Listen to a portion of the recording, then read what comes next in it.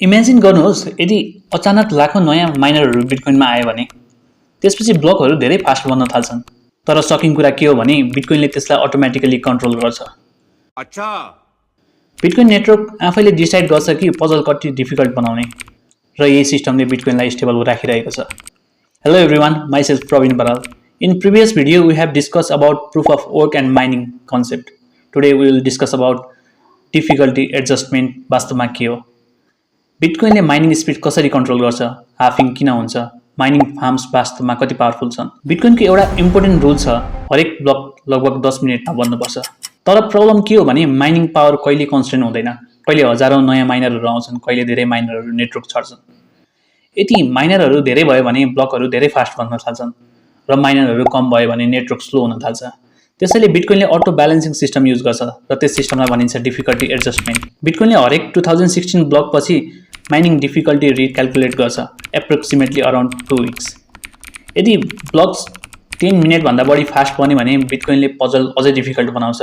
यदि blocks slow बन्यो भने डिफिकल्टी घटाइन्छ, मतलब more miner harder mining, less miners easier mining. यसरी बिटकोइनले नेटवर्कलाई स्टेबल राख्छ। इमेजिन गर्नुहोस् एउटा एक्जाम भइरहेको छ।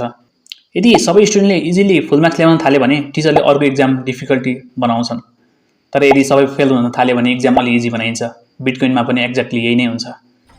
अब अर्को ह्युज कन्सेप्ट भनेको बिटकोइन हाभिङ। स्टार्टिङमा माइनरहरूले हरेक ब्लकको रिवार्ड 50 BTC पाउँथे। त्यो पछि घट्दै गयो 25 BTC, 12.5 BTC, 6.25 BTC अनि अहिले 3.125 BTC। हरेक 210K ब्लक पछि बिटकोइनको रिवार्ड आधा हुन्छ। यसलाई भनिन्छ हाभिङ। किनकि बिटकोइनको टोटल सप्लाई केवल 21 मिलियन मात्र छ। मतलब टाइम बित्दै जाँदा न्यू बिटकोइन क्रिएट हुन झन् डिफिकल्टी हुँदै जान्छ। बिटकोइनको रिवार्ड घट्दै जाँदा माइनरहरूको बिचमा कम्पिटिसन झन् डेन्जरस हुँदै जान्छ।